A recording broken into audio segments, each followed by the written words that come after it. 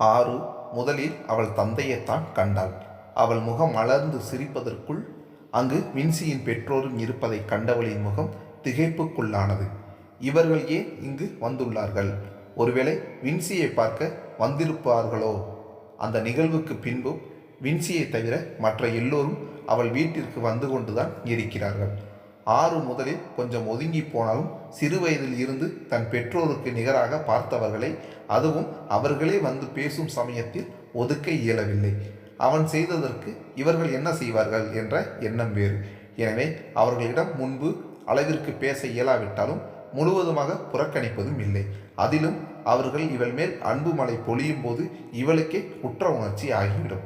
எல்லாவற்றிற்கும் மேலாக தன் பெற்றோரை யாருக்கும் காரணம் தெரியாததால் தான் வின்சி இங்கு வரக்கூடாது என்றெல்லாம் கூறியதற்கு வன்மையாக கண்டித்து அதற்கான காரணத்தை கேட்டு வற்புறுத்திய போதும் பின்பு அணு ஏதேதோ சொல்லி சமாளித்தது வேறு விஷயம். வின்சியின் பெற்றோர் அவள் வீட்டிற்கு வந்த எப்போதுமே அதற்கான காரணத்தையோ இல்லை ஏமா இப்படி செய்கிற என்றோ அவர்கள் கேட்டதே இல்லை. அதனாலேயே அவளுக்கு அவர்கள் மீது பாசத்துடன் மரியாதையும் அதிகம். ஆனால் இதெல்லாம் அவள் கல்லூரி சேர்வதற்கு முந்தைய கதை. அவள் கல்லூரியில் சேர்ந்த பிறகு அவர்களை அவள் சந்திக்கவே இல்லை. ஆருவுக்கே அவர்களை பார்க்காமல் ஏதோ ஒரு மாதிரி தான் இருந்தது. இப்போதுதான் ஒரு வருடத்திற்கும் மேலான பிறகு அவர்களை பார்க்கிறாள். ஒருவேளை அவனை பார்க்க வந்து தன்னையும் பார்க்க வந்திருப்பார்களோ என்று எண்ணிக்கொண்டு திரும்ப புன்னகையுடனே அவர்களை கட்டிக்கொண்டான். சிறு நல விசாரிப்புகளுக்கு பிறகு ஆருவின் தந்தை வெளியில் சென்று பேசலாம் என்றான். அதற்குள் அணுவும் வந்துவிட எல்லோரும் வெளியில் மரத்தடியில் போட்டிருந்த பெஞ்சில் சென்று அமர்ந்தார்கள். யார் முதலில் ஆரம்பிப்பது என்று குழம்பியது போல எல்லோரும் அமைதியாகவே இருந்தனர். எல்லோரையும் பார்த்து மானசீகமாக தலையில் அடிச்சுக்கிட்ட அணு அவளை பேச்சை ஆரம்பித்தாள். என்ன ஆண்டி, எல்லோரும் ஒன்றா வந்திருக்கீங்க? வின்சியை பார்க்க வந்தீங்களா என்றான். ஆமாம் என்றவர் ஆருவை பார்த்தார். அவளிடம் ஏதும் பேச இயலாமல் கீழே குனிந்து விட்டார். யாரும் எதுவும் பேசாததை பார்த்து அணு இதுங்களை எல்லாம் ரெடி பண்ணி கூட்டிட்டு வந்தா யாராச்சும் ஒழுங்கா பெர்ஃபார்மன்ஸ் கொடுக்குறாங்களா பாத்தியா என்று திரும்ப தலையில் அடித்து கொண்டார். ஆறு பார்க்காத சமயத்தில் ஆருவின் தந்தையிடம் சைகை காண்பித்தார். ஆருவின் தந்தையும் வின்சியின் பெற்றோரிடம் திரும்பி பேச வந்ததை பேசுங்க, அமைதியா ஏன் இருக்கீங்க என்றார். வின்சியின் தாய் ஆறு உங்ககிட்ட தாமா பேச வந்தோம் என்றார். சொல்லுங்க ஆண்டி. ஆறு, இதை உங்ககிட்ட எப்படி சொல்றதுன்னே தெரியல. நான் சொல்றதை கேட்டு நீ தயவு செஞ்சு கோவப்படாத என்றவர் சிறிது அமைதி காத்து பின்பு, வின்சி உன்னை விரும்புகிறான்னு எனக்கு தெரியும். நீங்கள் 2 பேரும் பழகிறத பார்த்து நீ கூட அவனை விரும்புறியோன்னு கூட நான் நினச்சேன். அதற்குள் குறுக்கிட்ட ஆறு, இல்லை அப்படியெல்லாம் இல்லை என்றால் வேகமாக. இப்போ எனக்கு அது புரியுதுமா.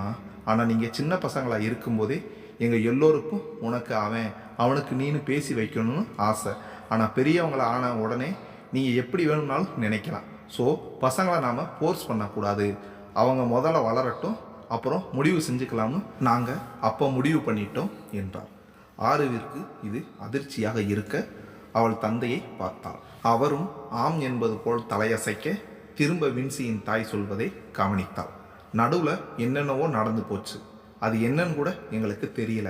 அணு ஏதோ சொல்லி மழுப்புறான். இதில் எல்லாம் விவரமாக இருங்க.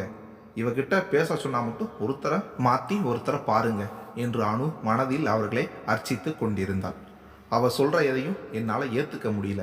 நீங்கள் எங்ககிட்ட சொல்ல வேண்டாம்னு நினைக்கிறத நாங்களும் கிளற விரும்பலை. அதனால தான் நாங்களும் இத்தனை நாள் இதை பற்றி பேசக்கூட இல்லை. ஆனால் இப்போ அதை பற்றி பேசாமல் இருக்க முடியல. ஆறு, என் பையன் எவ்வளோ நல்லா படிப்பான், அவனுக்கு ஸ்டடீஸில் எவ்வளோ இன்ட்ரெஸ்ட்னு எல்லாம் உனக்கு நல்லாவே தெரியும். இப்போ அரியர் வச்சுருக்கான். முன்னெல்லாம் எப்படா லீவு கிடைக்கும்னு உடனே வீட்டுக்கு வந்துடுவான். ஆனால் இப்போ வீட்டு பக்கமே வர்றதே இல்லை. இதுக்கெல்லாம் நீ தான் காரணம்னு நான் சொல்ல வரல. ஆனால் நீ நினச்சா அவனை மாற்ற முடியும். எனக்கு என் பழைய வின்சி வேணும். ஆறு, எங்கே அவன் பழைய மாதிரி எனக்கு கிடைக்க மாட்டானோ பயமாக இருக்குது என்றவர் பேச முடியாமல் அழுது விட்டார்.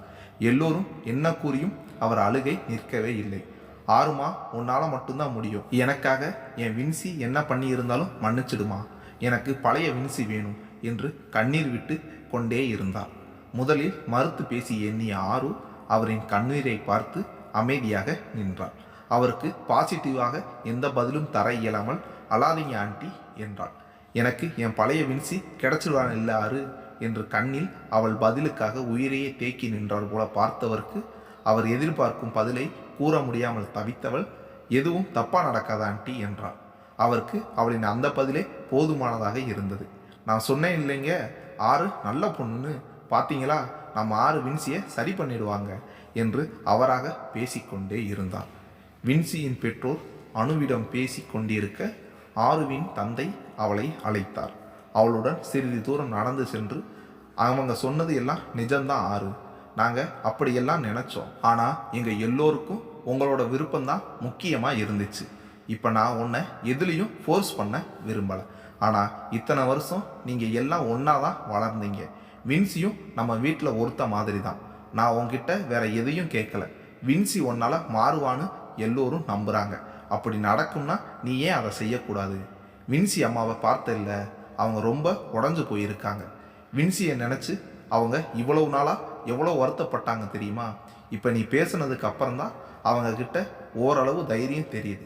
நீ புத்திசாலி பொண்ணு, நான் உனக்கு சொல்ல வேண்டியது இல்லை, பார்த்துக்கோ என்று நீளமாக பேசிவிட்டு மகளுக்கு அறிவுரையாக கூறாமல் அவளிடமே முடிவை விட்டு விட்டார் அவர் தந்தை.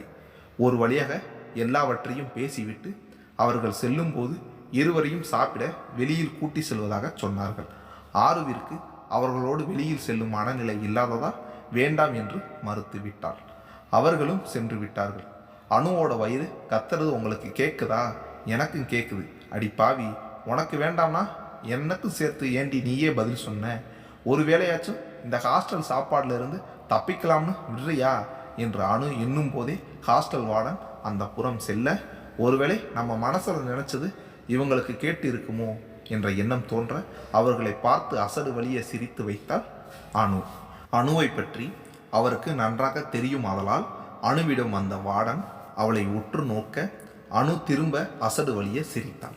அணுவின் காதை பிடித்து திரிய வார்டன், ஹே வாளு, என்ன பண்ண, ஒழுங்க சொல்லு என்றான். ஐயோ மேம், நான் ஒன்றுமே செய்யலை என்றான். அப்புறம் ஏன் அப்படி சிரிச்ச? ஒருத்தவங்களை பார்த்தா சிரிக்கணும்னு எங்கள் வீட்டில் சொல்லுவாங்க. இப்போ வேற வீட்டில் இருந்து வந்தாங்களா, அதான் அந்த ஞாபகம் வந்து சிரிச்சிட்டேன் என்று ஏதேதோ சொல்லி சமாளித்து அறைக்கு விரைந்தாள் அணு. ஐயோ அணு, உனக்கு இது தேவையா? எப்பவுமே கிரேட் எஸ்கேப் ஆகிறவ இன்னைக்கு இப்படி மாட்டிக்கிட்டே செல்லும். ஐயோ பாவம். அறைக்கு சென்றால் ஆறு அங்கு யோசித்து கொண்டிருந்தாள். எல்லோரையும் அனுப்பிவிட்டு இருவரும் தான் ஒன்றாக திரும்பி கொண்டிருந்தார்கள். வழியில் தான் அணு வார்டனிடம் சிரித்து மாட்டிக்கொண்டாள். வார்டன் வந்து அணுவை வழிமறித்து பேசியது இது எதுவுமே தெரியாமல் ஆறு அறைக்கு சென்று விட்டிருந்தாள். அதைத்தான் நம் அணுவால் ஏற்றுக்க முடியவில்லை. அறைக்கு வந்து சிறிது நேரம் பொறுத்து பார்த்தவள் ஆறுவிடம் எந்த ரியாக்ஷனும் இல்லாததால் வேண்டுமென்றே ஒரு புத்தகத்தை சத்தம் வருமாறு இடம் மாற்றி வைத்தாள். அந்த சத்தத்தில் சிந்தனையில் இருந்து தெளிந்த ஆறு இப்போது அணுவை பார்த்தாள். அணுவோ ஏதும் தெரியாததைப் போல அமைதியாக அவள் வேலையை பார்த்து கொண்டிருந்தாள். அதற்குள் நந்துவும் வந்துவிட அணு நந்துவிடம், என்ன உன் அத்தையை பார்த்தியா? என்னாச்சு? என்ன சொன்னாங்க? ஓகே தானே என்று கேட்டாள். ஆர்வம் அருகில் வந்து நந்து சொல்வதை கேட்க ஆரம்பித்தார். நந்துவின் முகமே அவர்களுக்கு நல்ல செய்தி என்பதை உணர்த்தியது. நந்து அனைத்தையும் சொல்லி முடிக்க அணு, ஹே ஜாலி ஜாலி, பார்த்தியா நான் சொன்னேன் இல்லை எல்லாம் நல்லபடியாக நடக்கும்னு, பார்த்தியா ஃபஸ்ட்டு ட்ரீட் கொடு என்றான். ஆர்வம் கங்க்ராட்ஸ் சொல்ல நந்து சிரித்து கொண்டே அணுவிற்கு பதில் சொன்னான். என்ன அணு, நீ எப்போ இப்படியெல்லாம் சொன்ன? என் கூட வர சொன்னா கூட வராமல் நைஸா கலண்டுட்ட இல்லை என்று வாரினான். அட, நம்ம நந்து கூட பேசுதே, எல்லாம் சந்துரு அத்தை பையன் தெரிஞ்ச சந்தோஷம்தான். அணுவால் தான் நந்து பேசியதை நம்பவே முடியவில்லை. ஆறு என கொஞ்சம் கில்லே என்றால் அணு. வின்சியின் பெற்றோர் வந்து சென்ற இத்தனை கலவரத்திற்கும் அணு வாயை திறக்காததால் கோபமாக இருந்த ஆறு சற்று பலமாக கில்ல, அடிப்பாவி, ஒரு பேச்சுக்கு சொன்னா 1/4 கிலோ சதையை இப்படியா பிச்சு எடுப்ப என்றார். ஆறு இன்னும் முறைத்து கொண்டே இருக்க, பிடிக்கலையா விடு, ஃப்ரெண்ட்ஸாகவே இருப்போம் என்றார். நந்து சிரிக்க அணு கோபமாக நந்துவிடம் திரும்பி, எல்லாம் ஒன்னால தான், உன்னை அந்த பிரேம்கிட்ட மாட்டி விடுறேன் வா என்று பயமுறுத்த ஒரு நிமிடம் அரண்ட நந்து பின்பு சுதாரித்து, ஹீஹி, பிரேம என் பிரபு பார்த்துப்பாரு என்றார்.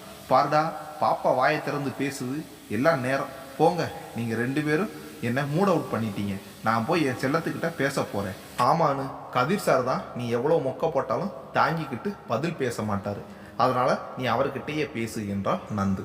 யூ டு ப்ரூடஸ் என அணு கதற ஆர்வம் நந்துவும் கைப்பை கொடுத்து கொண்டார்கள்.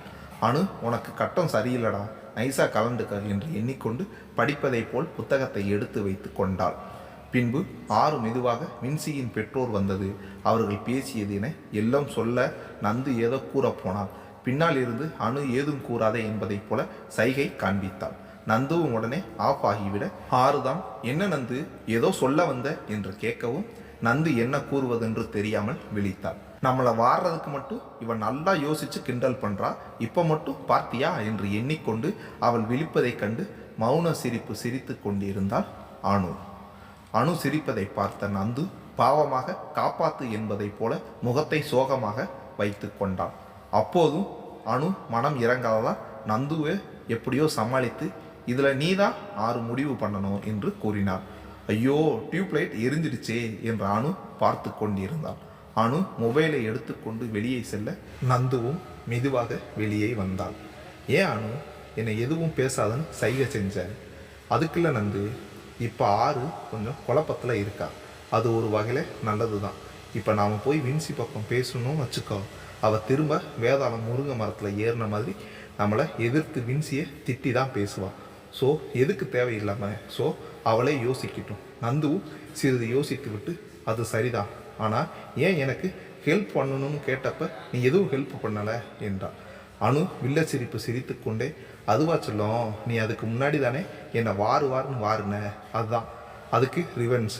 இதுக்கே இப்படின்னா எப்படி, இது சும்மா ட்ரெய்லர் தான், மெயின் பிக்சர் இனிதான் வரப்போகுது, வெயிட் அண்ட் சி என்று சொல்லிவிட்டு கதிரிடம் ஃபோனில் பேச போய்விட்டாள். அடுத்த நாள் ஞாயிற்றுக்கிழமை என்பதால் அணு ஆறு நந்து எல்லோரும் சந்துருவின் வீட்டிற்கு கதிரை பார்க்க சென்றனர். நந்துவிற்கு சொல்ல முடியாத பரவசமாக இருந்தாலும் ஏனோ பயமாகவும் இருந்தது. ஆறுவும் அவள் நிலையை புரிந்து கொண்டு அவள் கையை ஆதரவாக பிடித்து கொண்டு வந்தாள். அணுதான் வழி நெருக கிண்டல் செய்து கொண்டே வந்தாள். நந்து எவ்வளவு கெஞ்சியும் அவள் விடவே இல்லை. பாவம் நந்து, இதெல்லாம் சுஜிப்பின்னு அதுக்கு தெரியலை. சந்துருவின் வீட்டிற்குள் அவர்கள் நுழையும் போதே அவர்களுக்கு கவினி கெக்கப்பக்க என்ற சிரிப்பு தான் கேட்டது. இவர்கள் சரியாக வீட்டிற்குள் நுழையவும் நளினி வந்து அவர்களை வரவேற்றார். நளினி நந்துவை அணைத்தவாறு அழைத்து வர சந்துருவின் கண்கள் அவளுக்கு ரகசிய செய்தி சொன்னது. அவள் முகத்தை பார்த்து நந்துவை என்ன நந்து வரும்போதே ஒரு மாதிரி வர்ற என்று ராகம் இழுக்க சந்துரு அவன் தோள் மேல் கை போட்டு என்ன சொன்ன கவின் என்று கேட்க yes sir, no sir, sorry sir என்றான். அருணோ கவினை பார்த்து நகைக்க எலிக்குட்டிக்கு ஒரு காலம் வந்தால் புலிக்குட்டிக்கும் ஒரு காலம் வரும் என்றான் கவின். இதில் யார் எலி யார் புலி என்று திரும்ப அருண் சந்தேகம் கேட்டான். மங்குனி மந்திரி என்று கர்ஜித்தான் கவின். உள்ளே சென்று விட்ட சந்துரு என்னடா அங்க சத்தம் என்று கேட்க ஒன்றும் இல்லை மாமா என்று சத்தமே வராமல் சத்தம் கொடுத்தான் கவின். எல்லோரும் ஒரு வழியாக கதிர் இருந்த அறைக்குள் செல்ல அதற்குள் ஞானப்பிரகாஷ் வந்து எல்லோரையும் வரவேற்று விட்டு சாப்பிடும்படி கூறிவிட்டு அவர் கிளம்ப எத்தனிக்க அணு நந்துவிடம் அங்கிள் கிட்ட காலில் விழுந்து ஆசீர்வாதம் வாங்கணும்னு சொன்னியே நந்து, மறந்துட்டியா எனவும் நந்துவிற்கு வேர்த்து விறுவிறுத்து விட்டது. என்ன சொல்வது என்று புரியாமல் அணுவை பார்த்தால் அவள் வெற்றி சிரிப்பு சிரித்து கொண்டிருந்தாள். சந்துருவிற்கு கூட என்ன செய்வது என்று தெரியவில்லை. எல்லோரும் ஏதோ பயங்கரமான சீன் பார்க்குற மாதிரி நந்துவை பார்த்துக்கிட்டு இருந்தாங்க. இது போதாதா நம்ம நந்துக்கு, மயக்கம் போடாத குறையா ரொம்ப ஃபீலிங்காக அணுவை பார்த்தாள். அதற்குள் சந்துருவின் தந்தையே என் காலில் ஏமா விழணும் என்று கேட்கவும் நந்து ஏதாவது கூறுகிறாளா என்று பார்த்தானும் அவள் பயத்துடன் நிற்பதை பார்த்து இது தேராத கேஸ், இதை இவ்வளோ அளவிட்டதே போதும் என்று எண்ணி அது ஒன்றும் இல்லை அங்கிள், நம்ம நந்து கதிரை எப்பவும் அண்ணன்னு சொல்லிட்டு இருப்பா, அவரை நீங்கள் காப்பாற்றிட்டீங்க இல்லை, அதுக்கு நன்றி சொல்கிறதுக்கு தான் என்றாள். ஞானப்பிரகாசம் ஓ அப்படியா சரி என்று சொல்லிவிட்டு அதுக்கு தேங்க்ஸ் சொன்னாலே போதுமே, எதுக்கு காலில் எல்லாம் விழுந்துக்கிட்டு என்று கேட்டார். அட என்னங்க அங்கிள், நீங்கள் இந்த சினிமா எல்லாம் பார்க்க மாட்டீங்களா, ஒரு பேஷண்ட்டை காப்பாற்றின உடனே அவங்க ரிலேட்டிவ் வந்து டாக்டர் காலில் எல்லாம் விழுந்து டாக்டர் நீங்கள் தெய்வம் மாதிரின்னு எல்லாம் சொல்லுவாங்களே என்று பெரிய ஆக்ஷன் செய்தால் அணு. எல்லோரும் அவள் நடிப்பதை பார்த்து வியந்து நிற்க கவின் உட்பட. நந்துவோ இன்னும் பயம் விலகாமல் பார்த்து கொண்டிருந்தாள். அப்படின்னா நீதானமா என் காலில் விழுந்தது, நீ சொன்னதெல்லாம் செய்யணும் என்று அவளையே வாரினார் ஞானப்பிரகாஷ். அணு இப்போது விழிக்க எல்லோரும் சிரித்தனர். சிரித்தவரை அவரும் கிளம்பி விட்டார். எல்லோரும் சேர்ந்து 1 2 3 என்று சொல்ல அங்கு என்ன நடக்கப் போகிறது என்று உணர்ந்தாலும் ஓடி சென்று கதிரின் கட்டிலுக்கு பின் நின்று கொண்டான். எல்லோரும் போனால் போகிறது என்று அவளை விட்டுவிட கவின் மட்டும் ஓடி அவளை பிடிக்க முயற்சித்தான். அதற்குள் கதிர் என்னடா என்று கேட்டான். கொஞ்சம் வைலண்டாக கேட்குற மாதிரி நீங்களே நினச்சிக்கோங்க. அவன் கேட்கும் மாடுலேஷனை பார்த்த கவின் நத்திங் பாஸ் என்றவாறு அமைதியின் சிகரமானான். பின்பு கதிரின் பக்கத்தில் வந்து அமர்ந்த அணுவையே பார்த்து கொண்டிருந்தான் கதிர். நந்து அங்கிருந்த சோபாவில் சென்று அமர அவள் அருகில் சந்துரு சென்று அமர்ந்தான். ஆறு ஆண்டிக்கு ஹெல்ப் செய்கிறேன் என்று சென்று விட்டாள். அருண் ஆளை விடுங்கடா என்று ஒரு மேகசின் எடுத்து படிக்க ஆரம்பித்தான். கவின் இரண்டு புறமும் மாறி மாறி பார்த்தான். யாருமே எதுவும் பேசாமல் கண்ணாலேயே பேசிக்கொண்டிருந்தார்கள். இரண்டு ஜோடிகளின் ரொமான்ஸும் அவனால் தாங்க இயலவில்லை. நாங்கள் இங்கே தான் இருக்கோம் என்று குரல் கொடுத்தான். உன்னை யார் இங்கே இருக்க சொன்னா என்று ஒன்றாக சந்துருவும் கதிரும் குரல் கொடுத்தனர். அட பாவிங்களா என்று எண்ணிக்கொண்டே டேய் வாடா வந்து தொலைடா, உனக்கு இதெல்லாம் தேவையா என்று புலம்பியவரை அருணை வெளியில் இழுத்து சென்றான். மதிய உணவின் போது உணவை கதிர் இருக்கும் அறைக்கே எடுத்து வந்து எல்லோரும் உண்டனர். நானா பிரகாஷ் உணவு உண்ண வந்து விடவே நளினி அவரை கவனித்து கொண்டிருந்தார். இங்கே இவர்கள் எல்லோரும் ஆட்டம் போட்டு கொண்டிருந்தனர். அணு கதிருக்கு ஊட்டிவிட சந்துருவோ நந்துவை பார்த்தான். அவள் என்று தலையாட்டிவிட்டு அவள் பிளேட்டை பார்த்து கொண்டிருக்க அவன் சிரித்து கொண்டே அடிக்கடி அவளுக்கு ஊட்டிவிட்டு கொண்டிருந்தான். அணு யாரையும் கவனிக்காமல் அவள் பாட்டுக்கு கதிருக்கு ஊட்டி கொண்டிருந்தாள். அவளுக்கு கதிரை தவிர யாருமே தெரியவில்லை. நந்துவோ அவன் ஒவ்வொரு வாய் ஊட்டி விடுவதற்கும் எல்லோரையும் சுற்றி பாட்டி கொண்டிருந்தான். அவன் திரும்ப ஊட்டிவிட நந்து சுற்றி பார்க்க கவின் அவர்களையே பார்த்து கொண்டிருந்தான் நக்கல் சிரிப்புடன். நந்துவிற்கு புறக்க ஏறிவிட சந்துரு கவின் கண்ணில் ஒரு பஞ்சு விட்டான். அதை பார்த்து எல்லோரும் சிரிக்க கவினோ ஏதோ பாக்ஸிங்கில் விளையாடி பஞ்சு வாங்கியது போல கண்ணை மூடிக்கொண்டு பாவமாக எல்லோரையும் பார்த்தான். எல்லோரும் அவனை பார்த்து சிரித்து கொண்டிருந்தனர். சந்துரு திரும்ப நந்துவிற்கு ஊட்டிவிட முயற்சிக்க அவள் வாங்க மறுத்தாள். கவின் திரும்ப சும்மா இருக்காமல் பாஸ் அங்கே ஒரு பெயிண்ட் பாக்ஸ் இருக்குது, நான் வேணும்னா எடுத்துகிட்டு வரட்டுமா, நீங்கள் உங்கள் கையை அதில் விட்டுடுங்க, நந்து உங்களுக்கு ஊட்டி விடும், ஐடியா எப்படி பாஸ் எனவும் சந்துரு உன் இன்னொரு கண் ஃப்ரீயாக இருக்கு போல என்றான். நோ பாஸ், ஒரு கண்ணு இருந்தாவச்சும் என் ஜெனி ஃபாதரை சமாளிக்கலாம், ரெண்டு கண்ணு இல்லாமல் எப்படி பாஸ் என்றான். அருண் சிரித்து கொண்டே அடவிடுடா, உனக்கு ரெண்டு கண்ணு இல்லைன்னா கூட தீர்த்தி உன்னை ஏற்றுக்க ரெடியாக இருக்கா எனவும் கவின் முறைக்க அருண் சரி விடுடா, அரசியலில் இதெல்லாம் சகஜமாப்பா என்றான். பின்பு எல்லோரும் ஏதேதோ பேசி கொண்டிருக்க கவினுக்கு ஏதோ ஜெனி ஞாபகமாகவே இருந்தது. அவளுடன் பேச வேண்டும் போல இருந்தது. சிறிது நேரம் வேண்டாம் என முடிவெடுத்து ஜோதியில் ஐக்கியமானான். ஆனால் ஓரளவுக்கு மேல் தாக்கு பிடிக்க முடியாமல் ஃபோனை எடுத்து ஜெனிக்கு கால் செய்தான். வேறு குரலில் பேசி ஜெனியை ஏமாற்ற எண்ணி ஹலோ என்று வேறு குரலில் பேசினார். அங்கிருந்து பதில் வராமல் போகவே அவள் கண்டுபிடித்து விட்டாள் என்று எண்ணி ஜெலோ என்றான். அங்கிருந்து ஹலோ என்று ஒரு முரட்டு குரல் பதில் சொன்னது.